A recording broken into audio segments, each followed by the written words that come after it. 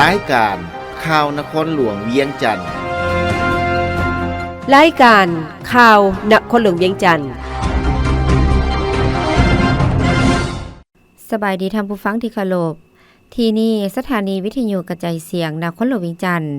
รายการข่าวนครหลวงเวียงจันทน์ประจำวันอังคารวันที่7ตุลาปี2025ซึ่งมีข่าวที่สำคัญมานำเสนอ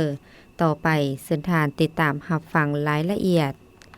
ห้องประธานประเทศต้อนรับการเข้าเยี่ยมคำนับอำลาของทูตสิงคโปร์ท่านนางปานียาทอตูห้องประธานประเทศได้ต้อนรับการเข้าเยี่ยมคำนับอำลาของทานซูเดสมาเนียเอกอัครราชทูตวิสามัญผู้มีอำนาจเต็มแห่งสาธารณรัฐสิงคโปร์ประจำสาธารณรัฐประชาธิปไตยประชาชนลาวในวันที่6ตุลานี้ที่ทำเนียบประธานประเทศได้โอกาสสำเร็จการปฏิบัติหน้าที่การทูตและในโอกาสดังกล่าวทานนางปานิยาโทตูได้แสดงความต้อนรับสมเสยต่อทานซูเดสมาเนียที่ได้มาปฏิบัติหน้าที่การทูตสำเร็จซึ่งเป็นการประกอบส่วนเพิ่มพูนคุ้นสร้างสายพัวพันมิตรภาพที่มีมาแต่ดุนนานแล้วนั้นให้นับหมื่นนับดีขึ้นรัฐบาลลาวก็คือประชาชนลาวตีราคาสูงต่อการปฏิบัติหน้าที่ของทานทูตในระยะผ่านมาทานแม่นนักการทูตที่มีความเห่าหันในการสืบต่อเสริมสร้างสายพัวพันมิตรภาพในการร่วมมือที่มีมูลเชื่อมาแต่ดุนนานระหว่าง2ประเทศลาวสิงคโปร์ลาวก็คือประชาชน2ชาติลาวสิงคโปร์ยามใดก็ให้การอุ้มสู้ช่วยเหลือรัฐบาลลาวก็คือประชาชนลาวเสมอมาโดยเฉพาะแม่นด้านการเมืองด้านการค้าและการลงทุนด้านวัฒนธรรมสังคมด้านเวียกงานป้องกันชาติป้องกันความสงบด้านการศึกษาและด้านการพัฒนาทรัพยากรมนุษย์ด้านการท่องเที่ยวและในระยะทานทูตปฏิบัติหน้าที่อยู่สาธารณรัฐประชาธิปไตยประชาชนลาวแสดงออกคือการช่วยเหลือสาธารณรัฐประชาธิปไตยประชาชนลาวเป็นประธานกองประชุมสุดยอดอาเซียนครั้งที่44-45ในปี2024สิงคโปร์ได้ให้การช่วยเหลือเครื่องแปลภาษาพร้อมด้วยระบบแปลไมค์และหูฟังสำหรับกองประชุมรัฐมนตรีต่างประเทศอาเซียนครั้งที่57ในเดือนกรกฎาคม2024และกองประชุมสุดยอดอาเซียนครั้งที่44และ45ในเดือนตุลาคม2024ซึ่งรวมมูลค่าประมาณ550,000 ดอลลาร์สหรัฐการช่วยเหลือสาธารณรัฐประชาธิปไตยประชาชนลาวในระยะภัยพิบัติน้ำท่วมในเดือนกันยายนปี2024จากผลกระทบของพายุ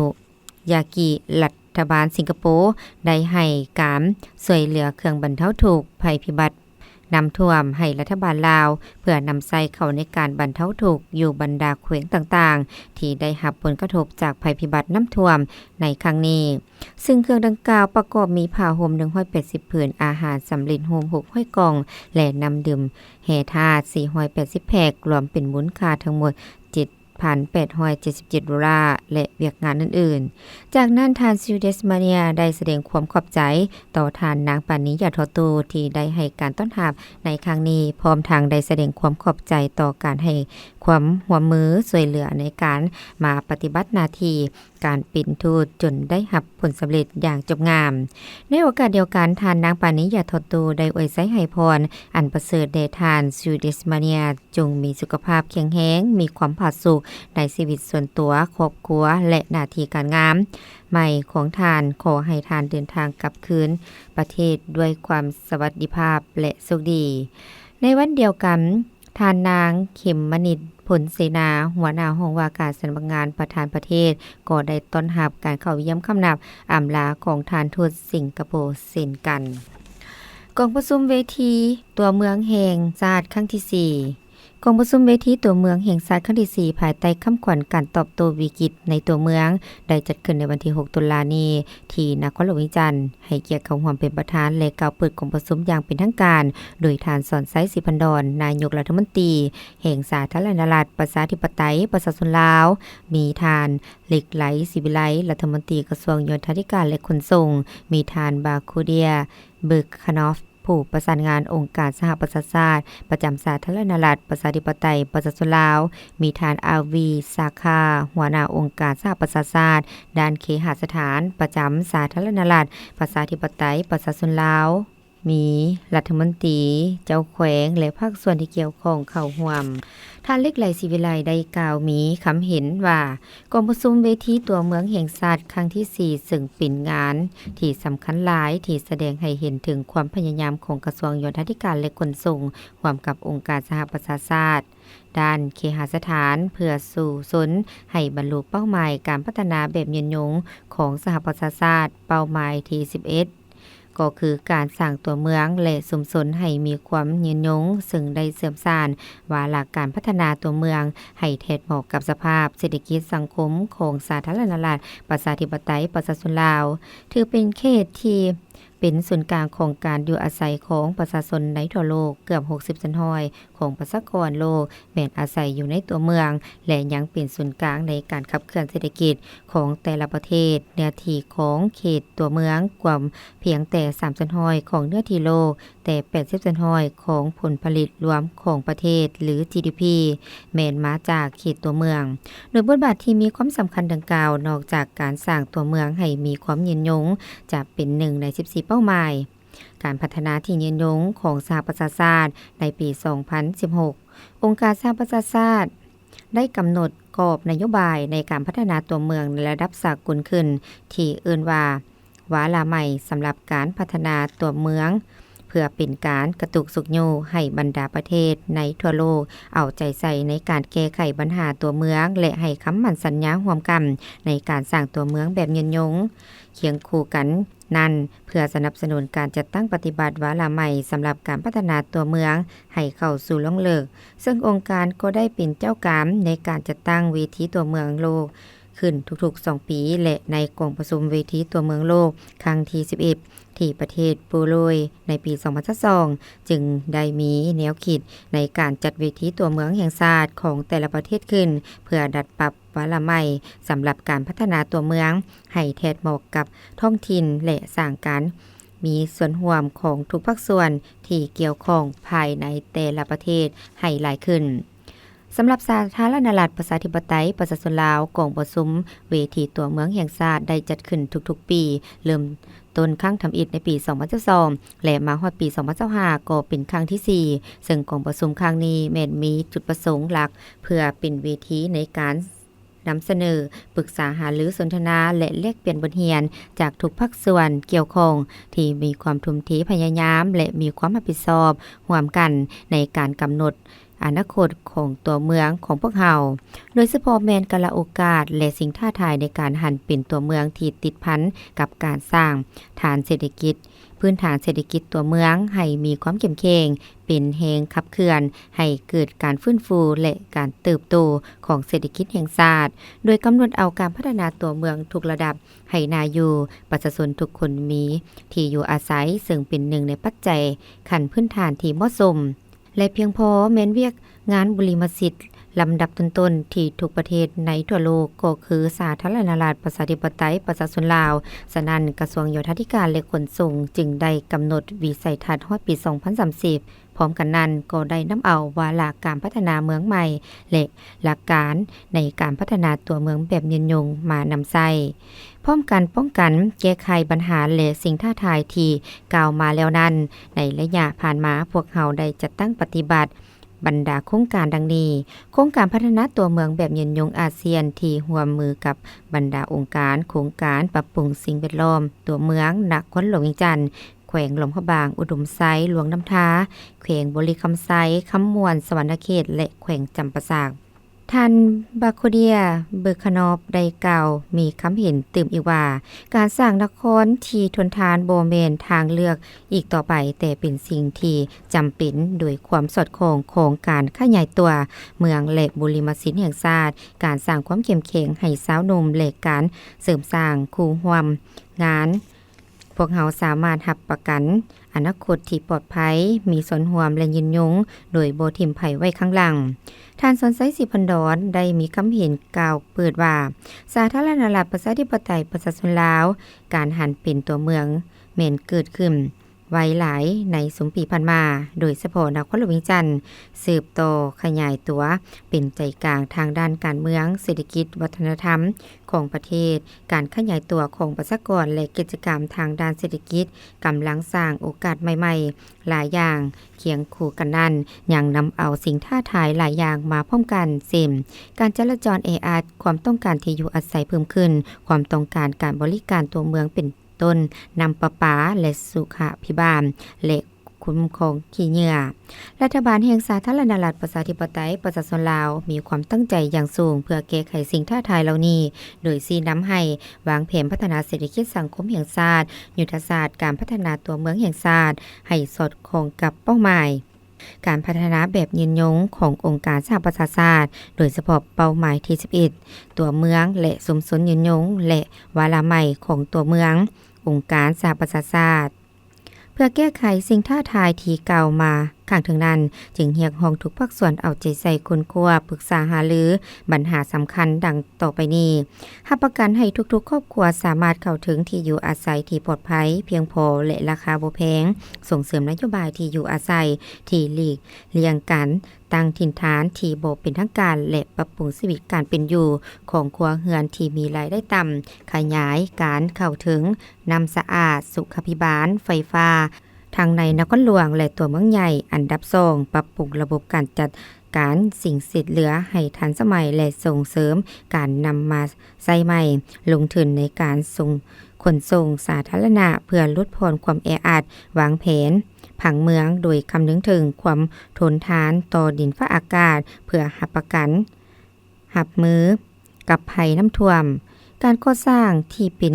มิตรกับสิ่งแวดล้อมและปกปักรักษาระบบนิเวศธรรมชาติอ้อมข้างตัวเมืองพัฒนานครหลวงเวียงจันทน์ให้เป็นอัจฉริยะด้วยนวัตกรรมดิจิตอลปรับปรุงการคุ้มครองการจราจรการบริการและการปกครองตัวเมืองสนับสนุนบทบาทที่เป็นเอกลักษณ์เฉพาะของแต่ละเมือง2คือหลวงพระบางเป็นศูนย์กลางวัฒนธรรมและท่องเที่ยวสวรรณเขตเป็นศูนย์กลางการขนส่งและอุตสาหกรรมและจำปาสักเป็นใจกลางของมรดกและการค้าขายข้ามแดนและตัวเมืองอื่นๆภายในงานบรรดาผู้แทนยังได้ทรงการจัดวางแสดงผลงานเครื่องมือและนวัตกรรมของบรรดาบริษัทต่างๆที่สำคัญที่มีส่วนในการขับเคลื่อนไว้เวียกงานการสำรวจออกแบบก่อสร้างโครงสร้างพื้นฐานและปรับปรุงสิ่งแวดล้อมตัวเมืองเติมอีกบรรยากาศงานตลาดนัดขายสินค้าในบุญสวงเหือทาวัดจันทร์มีความฟึดฟืนเป็นพิเศษ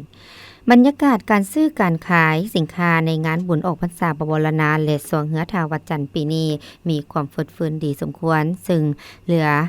อีกเพียง2มื้อคือวันที่7และวันที่8ตุลานี้เท่านั้นก็จะเป็นมื้อสุดท้ายซึ่งเป็นมื้อออกพรรษาและสวงเหือประเพณีทาวัดจันทร์ปัจจุบันบรรดาแม่ค้าเช้าขายแม่นพวมจำหน่ายสินค้าให้ได้หลายที่สุดเพื่อให้ได้ทุนและกำไร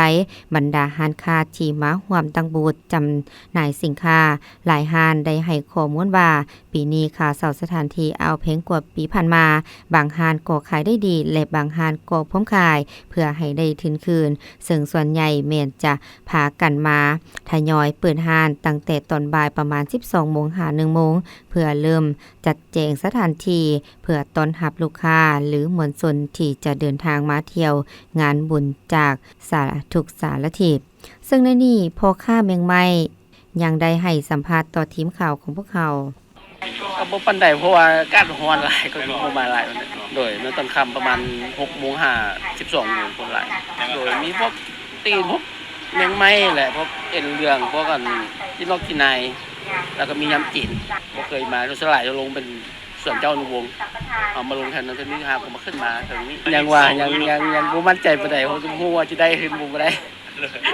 โดยลงมึงก็เจ้าโดยก็พอได้ขาย2มื้อพันมาเพราะว่าคนต้องรับได้หลายเติบคนใหม่ก็เขาก็พอได้ขายนอกจากนี้แม่ค้าขายปิ้งไก่ปิ้งปลาตำบักหุ่งอาหารพื้นบ้าน ของลาวเฮาก็ให้สัมภาษณ์ว่าห้านของเพิ่นมาเซาสถานที่ขายทุกปีและปีนี้ก็มาเริ่มขายตั้งแต่วันที่2ตุลาเป็นต้นมาบรรยากาศโดยรวมก็ถือว่าได้ขายดีในระดับหนึ่งแต่ยังบ่ทันได้มีกำไรรอท่าขายอีกประมาณ2มือตื่มสำคัญปิดท้ายงานบุญพร้อมทั้งฝากถึงประชาชนผู้ที่มาเที่ยวงานบุญให้มาแวะซิมและอุดหนุนอาหารจากห้านเพิ่นได้บริการแบบเป็นกันเองส่วนบรรยากาศที่พอแม่ประชาชนหรือนักท่องเที่ยวที่เดินทางมาเที่ยวงานบุญส่วนใหญ่จะเป็นระยะตอนแลงหาตอนค่ำประมาณ5-6 โมงขึ้นไปจะเป็นระยะที่หนาแนมและคึกคืนที่สุดเนื่องจากว่าในระยะกลางเว้นอากาศอ่าวจะร้อนและเมฆาเช้าขายก็มาเปิดห้านเพียงจำนวนเล็กน้อยฉะนั้นจึงเห็นได้ว่าระยะตอนค่ำแม่นเป็นระยะเลาะเที่ยวบุญอย่างคึกคืนของมวลชนที่มาย่างเที่ยวลินร่วมกิจกรรมจับจ่ายซื้อขายสินค้าตามบริเวณงานบุญท่าวัดจันทร์ครูประชาชนผู้ทุ่มเททั้งชีวิตเพื่ออุทิศเป็นแม่พิมพ์ของชาติหัวข้อเนื่องในโอกาสที่วันนี้เป็นวันครูแห่งชาติ7ตุลาดังนั้นจะพาบรรดาทานไปฮู้จักกับครูตัวแบบดีเด่นท่านหนึ่งซึ่งเป็นครูอำนวยการโรงเรียนประถมทงกลางที่เป็นครูมาเกือบ50ปีเฮ็ดให้เพิ่นได้รับนามพยศเป็นครูดีเด่นระดับชาติระดับอาเซียนและเป็นครูประชาชนอีกด้วยท่านนางคุณวิไลเคนกิตติศักดิ์ผู้อำนวยการโรงเรียนประถมสมบูรณ์ทงกลางเมืองศรีสัตนาคนครหลวงวิงจันทน์ได้แสดงความรู้สึกภาคภูมิใจที่สุดต่ออาชีพครูของตนในตลอดระยะ48 ปีผ่านมาในนั้นได้รับตำแหน่งเป็นครูอำนวยการโรงเรียนแม่น28 ปีซึ่งครูคุณวิไลสุดที่ภูมิใจที่ได้ทุ่มเททั้งชีวิตเพื่ออุทิศให้แก่การเป็นแม่พิมพ์ของชาติและได้เห็นนักเรียนประสบผลสำเร็จในหน้าที่เวียกงานครูคุณวิไลเคนกิตติศักดิ์มีผลงานดีเด่นหลายด้านเฮ็ดให้ได้รับนามยศเป็นครูดีเด่นระดับชาติและระดับอาเซียนพร้อมนี้ยังได้รับนามยศเป็นครูประชาชนอีกด้วยครูคุณวิไลเคนกิตติศักดิ์ผู้อำนวยการโรงเรียนประถมสมบูรณ์ทงกลางเป็นครูตัวแบบที่ดีเด่นอีกท่านหนึ่งของนครหลวงวิงจันทน์และของชาติซึ่งเปรียบเหมือนแม่พิมพ์ผู้ประเสริฐที่ศิษย์สอนลูกหลานนักเรียนโดยความหักเพื่อสร้างให้ลูกศิษย์เป็นคนดีมีความรู้ความสามารถซึ่งความภาคภูมิใจอันสูงนี้จะฝังลึกอยู่ในชีวิตจิตใจของครูคุณวิไลตลอดไปกระทรวงศึกษาธิการและกีฬาร่วมกับรัฐบาลออสเตรเลียเปิดโต2วิดีโอทำอิฐของแผนการโฆษณาส่งเสริมการศึกษาแห่งชาติเนื่องในวันครูแห่งชาติครบรอบ31 ปีพิธีดังกล่าวได้จัดขึ้นในวันที่3ตุลาคม2025ที่นครหลวงวิงจันทน์โดยการเข้าร่วมของท่านนางมณีวรรณยาเปาเฮอรองประธานกรรมาธิการวัฒนธรรมสังคมสภาแห่งชาติบรรดาคณะกลุ่มจากกระทรวงศึกษาธิการและกีฬาต่างหน้าจากบรรดาแผนกกระทรวงศึกษาธิการและกีฬาแขวงพร้อมโดยภาคส่วนที่เกี่ยวข้องและครูร่วมพัฒนาได้เข้าร่วมกองประชุมทั้งแบบซึ่งหน้าและทางออนไลน์ท่านปริญญาเอกนางดาราวรกิตติพันธ์รองรัฐมนตรีกระทรวงศึกษาธิการและกีฬาได้กล่าวว่า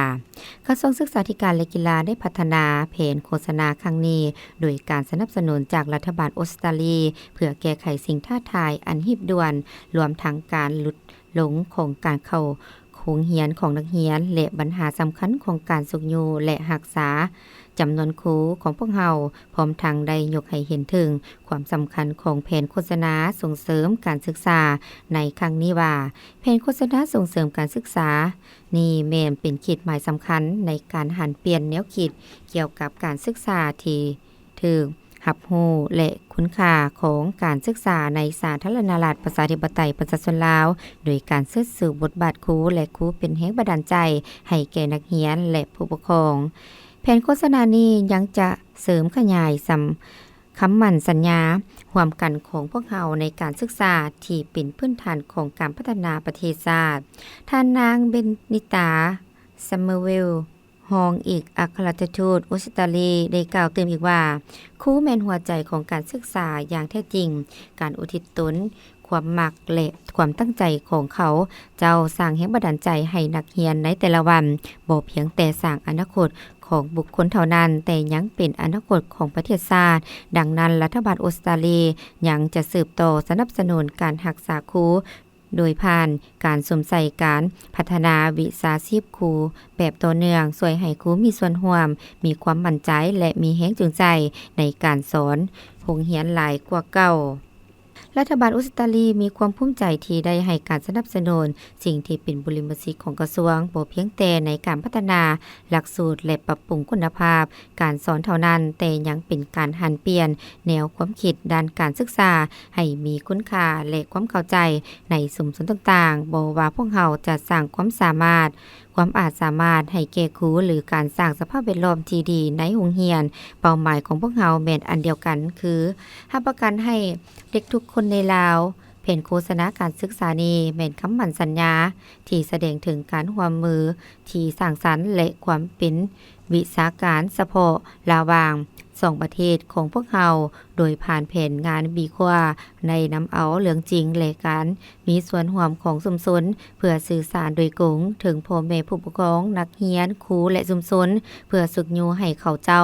ถือเอาการศึกษาเป็นการลงทุนที่สำคัญจากนั้นผู้เข้าร่วมก็ได้รับชมวิดีโอซึ่งวิดีโอทำอิฐมีชื่อว่าเส้นทาง2แสดงถึงอนาคตที่กลุ่มกันข้ามของไว้หนุ่มโดยอิงใส่การเลือกการศึกษาของเขาเจ้าโดยเน้นใส่การศึกษาเฮ็ดให้ไว้หนุ่มมีทักษะที่จำเป็นมีการค้นคว้ามีการค้นคิดแบบวิเคราะห์และโอกาสในการสร้างชีวิตที่ดีคือแนวใดวิดีโอที่2คุณค่าของครูแสดงถึงการอุทิศตนของครูและผลกระทบอันลึกซึ้งและยืนยงของเวียกงานของเขาเจ้าต่อคนหุ้นต่อไปพร้อมทางส่องแสงให้เห็นถึงสิ่งท้าทายของครูและบทบาทอันสำคัญของครูในการสร้างกำลังใจให้คนหุ้นต่อไปและสร้างอนาคตของประเทศชาติแผนกอุตสาหกรรมและการค้านครหลวงวิจันทร์มอบเครื่องช่วยเหลือภัยน้ำท่วมการลงเคลื่อนไหวมอบเครื่องดังกล่าวมีขึ้นในวันที่4ตุลา2025นำโดยทานนางบรรมณีพิมพ์สารหัวหน้าแผนกอุตสาหกรรมและการค้านครหลวงวิจันทร์พร้อมด้วยคณะมีต่างหน้าจากบริษัทอินเตอร์พิมพ์เจริญการค้าขาออกขาเข้าจำกัดผู้เดียวเข้าร่วมและหับโดยทานคำสวยอุ่นดาราเลขาพรรคเมืองสังทองพร้อมด้วยพนักงานหลักแหล่งให้การต้อนรับอย่างอบอุ่นในโอกาสนี้ทานนางบรรมณีพิมพ์สารได้ให้สัมภาษณ์ต่อทีมข่าวเติมอีกว่ามื้อนี้ก็พร้อมด้วยคณะแล้วก็ไอ้น้องพนักงานของแผนกอุตสาหกรรมการค้านครหลวงเวียงจันทน์แล้วก็ร่วมกับบริษัทอินเตอร์พิมพ์การค้าขาออกขาเข้าเนาะก็พวกเราก็เห็นได้ความสำคัญก็คือสภาพเนาะของเมืองสังทองที่ได้ประสบน้ำท่วมนี้ก็พวกเราก็ได้มีการปรึกษาหารือแล้วก็ได้มีการสมทบกับบรรดาบริษัทเนาะห้างห้านและในมื้อนี้ก็ถือว่าได้เอาข้าวสารแล้วก็มีแล้วก็มีไข่เนาะเพื่อจะมามอบให้ทางคณะเฉพาะกิจในการแก้ไขปัญหาผลกระทบจากสภาพน้ำท่วมหั้นเพื่อไปแจกจ่ายให้พ่อแม่ประชาชนเนาะตามเงื่อนไขแล้วก็ตามความสามารถเนาะถือว่าพวกเขาก็ได้นำเอาสั่งรวมแล้วมูลค่าที่มามอบทั้งหมดก็ประมาณ29ล้านกีบเนาะซึ่งก็จะได้มอบให้ทางคณะเฉพาะกิจทางเมืองเพื่อนำไปสืบต่อแจกจ่ายเนาะสั้นก็พวกข้าพเจ้าเองก็ถือว่าแสดงความเสียใจนั่นแหละเนาะตัวสภาพอุทกภัยที่ว่ามันเกิดขึ้นซึ่งพวกเฮาก็บ่ได้คาดคิดแต่ว่าพวกเฮาก็สามารถร่วมกันในการแก้ไขปัญหาแล้วก็ขอให้มีความสามัคคีช่วยเหลือซึ่งกันและกันสำหรับเครื่องที่นำมามอบในครั้งนี้ประกอบมีข้าวสารจำนวน1ต้นมูลค่า14ล้านกว่ากีบมีสำลิดหูมูลค่า8ล้านกีบโดยได้รับการสนับสนุนจากบริษัทอินเตอร์พิมพ์เจริญการค้าขาออกขาเข้าจำกัดผู้เดียวพร้อมนี้ยังได้รับการประกอบส่วนจากบริษัท CP ลาวมอบไข่ไก่1ห้อยแตะมูลค่า7ล้านกีบรวมมูลค่าทั้งหมด29ล้านกีบ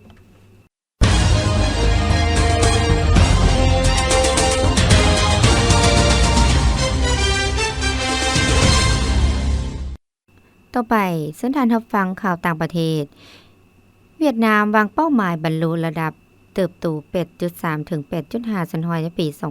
2025 วิทยุกระจายเสียงเวียดนามรายงานว่าในวันที่ 5 ตุลาคมมาอยู่สำนักงานรัฐบาลฐานฟาร์มมิงจิงนายกรัฐมนตรีเวียดนามได้เป็นประธานกองประชุมประจำเดือนกันยาของรัฐบาลและกองประชุมทางไกลระหว่างรัฐบาลกับบรรดาท้องถิ่นในทั่วประเทศซึ่งทานฟาร์มมิงจิงกล่าวคำเห็นในพิธีเปิดกองประชุมว่าสภาพการเศรษฐกิจเก่าเดือนต้นปี 2025แม่นดีกว่าเมื่อเทียบใส่ระยะเดียวกันของปี 2024เศรษฐกิจมหาภาคได้รับการรักษาเป็นปกติการควบคุมภัยเงินเฟ้อบรรดาความดุลเดียงใหญ่ได้รับประกันบรรดาคงเขตวัฒนธรรมสังคมการรับประกันชีวิตสังคมได้รับการรับประกันสภาพการเมืองสังคมมีเสถียรภาพการป้องกันชาติป้องกันความสงบได้รับการปรับปรุงและเพิ่มทวีขึ้นท่านนายกรัฐมนตรีชี้แจงเติมอีกว่าในสภาพที่มีข้อจำกัดยุ่งยากสิ่งท้าทายเวียดนามยังวางเป้าหมายบรรลุระดับเติบโตแต่ 8.3 สันหอยหา 8.5 สันหอยในปี 2025เพื่อสร้างทวงทากกำลังแห้งเพื่อก้าวไปสู่อายุการใหม่สังกราดใหม่ด้วยทวงทาพลังงานกำลังหนุนใหม่เพื่อพัฒนาประเทศชาติปฏิบัติ2เป้าหมายยุทธศาสตร์100 ปีดัชนีราคาสินค้ารายใหญ่ของจีนสูงขึ้น5เดือนเรียนติดตามข่าวสาร CRI รายงานในวันที่ 5 ตุลาคมมาสหพันธ์การจราจรและการจัดซื้อสินค้าจีนได้ประกาศตัวเลขดัชนีราคารายใหญ่ของจีนประจำเดือนกันยาในระดับ 111.9 จุดเพิ่มขึ้น 0.2 สันหอยเมื่อเทียบใส่เดือนสิงหาคมปี 2025ได้เพิ่มขึ้นเป็นเวลา5เดือนเรียนติดซึ่งแสดงให้เห็นว่าวิสาหกิจมีความหมายที่ดีต่ออนาคตและสืบต่อขยายการผลิตธุรกิจตลาดสินค้ารายใหญ่ได้เคลื่อนไหวอย่างมั่นเที่ยงโดยรวมข่าวระบุตื่นอีกว่าผู้เชี่ยวชาญที่เกี่ยวข้องเห็นว่าปัจจุบันเป็นเดือนตุลาที่เป็นระยะมีการผลิตอย่างฟุดฟื้นเคียงคู่กับนโยบายต่างๆเพื่อสุขอยู่การเติบโตของรัฐได้รับการจัดตั้งปฏิบัติอย่างมีประสิทธิผลตลาดสินค้ารายใหญ่จะสืบต่อรักษาการเคลื่อนไหวอย่างมั่นเที่ยงและมีท่าเอียงดีขึ้นตื่มอีกพร้อมกันนั้นยังต้องรับรู้ว่าการฟื้นฟูเศรษฐกิจในขอบเขตทั่วโลกยังคงเผชิญหน้ากับสิ่งท้าทายต่างๆเช่นภูมิศาสตร์การเมืองความขัดแย้งด้านการค้าและอื่นๆต่อไปเส้นทางที่ตามรับฟังข่าวพยากรณ์อากาศพยากรณ์อากาศประจำวันที่ 7 ตุลาคม ปี 2025ความกดดันอากาศต่ำของอากาศร้อนได้ปกคลุมอยู่ทั่วทุกภาคของประเทศลาวโดยกำลังอ่อนสมทบกับลมมรสุมตะวันตกเฉียงใต้ยังจะมีกำลังแห้งปกคลุมอยู่ทั่วทุกภาคของประเทศลาวและจะเห็นให้มีฝนตกฟ้าร้องฟ้าเหลื่อมในระดับค่อยในแต่ละภาคและจะมีฝนตกปานกลางหาหนักพร้อมลมพัดแรงอยู่บางท้องถิ่นแขวงภาคเหนือและแขวงภาคกลางพยากรณ์อากาศในเวลา 7 โมงของวันที่ 7 เดือนตุลาคมหาเวลา 7 โมงของวันที่ 8 เดือนตุลาคม ปี 2025ภาคเหนือด้านตะวันออกพงสลีหัวพันเสียงขวางจะมีฟ้าร้องฟ้าเหลื่อมในระดับคอยหาปานกลางและตกหนักอยู่บางท้องถิ่นแขวงหัวพันพร้อมมีลมพัดแรงเป็นบางโอกาสหรือเนื้อที่การปกคลุมของฝนเท่ากับ 80 สันห้อยของภาคอุณหภูมิได้ระหว่าง 18 29 องศาภาคเหนือด้านตะวันตกแขวงหลวงน้ำทาโบแก้วอุดมไซหลวงพระบางไซยบุรียังจะมีฝนตกในระดับคอยอยู่ทั่วไปและตกในระดับปานกลางหาตกหนักอยู่บางท้องถิ่นแขวงโบแก้วหลวงน้ำทาหลวงพระบางพร้อมมีลมพัดแรงเป็นบางโอกาสหรือเนื้อที่การปกคลุมของฝนเท่ากับ 75 ส่วนห้อยของภาคอุณหภูมิได้ระหว่าง 21-34 องศานครหลวงเวียงจันทน์อากาศร้อนยังจะมีฝนตกฟ้าร้องฟ้าเหลื่อมในระดับคอยหาปานกลางอยู่บางบริเวณพร้อมมีลมพัดแรงเป็นบางโอกาสหรือเนื้อที่การปกคลุมของฝนเท่ากับ55ส่วนห้อยของภาคอุณหภูมิได้ระหว่าง 25-34 องศาภาคกลางแขวงเวียงจันทน์บริคำไซคำมวนและสวรรณเขตยังจะมีฝนตกฟ้าร้องฟ้าเหลื่อมในระดับคอยอยู่ทั่วไป และตกปานกลางหาตกหนักอยู่บางท้องถิ่นพอมีลมพัดแรงเป็นบางโอกาสหรือเนื้อที่การป้องห่มของฝนเท่ากับ70%ของภาคอุณหภูมิในระหว่าง23-33องศาแขวงไซสมบูรณ์จะมีฝนตกฟ้าโฮงฟ้าเลื่อมในระดับค่อยหาปานกลางอยู่บางบริเวณพอมีลมพัดแรงเป็นบางโอกาสหรือเนื้อที่การป้องห่มของฝนเท่ากับ60%ของภาคอุณหภูมิในระหว่าง19-31องศาภาคใต้แขวงสารวัตรจำปาสักเซกองและอัตตปืออากาศร้อนและจะมีฝนตกฟ้าโฮงฟ้าเลื่อมในระดับค่อยหาปานกลางพร้อมมีลมพัดแรงเป็นบางโอกาสหรือเนื้อที่การป้องห่มของฝนเท่ากับ50%ของภาคอุณหภูมิในระหว่าง24-34องศาสำหรับเขตภูเพียงบริเวณอากาศเย็นพร้อมจะมีฝนตกฟ้าโฮงฟ้าเลื่อมในระดับค่อยหาปานกลางและจะมีลมพัดแรงเป็นบางโอกาสหรือเนื้อที่การป้องห่มของฝนเท่ากับ50%ของภาคอุณหภูมิในระหว่าง16-27องศา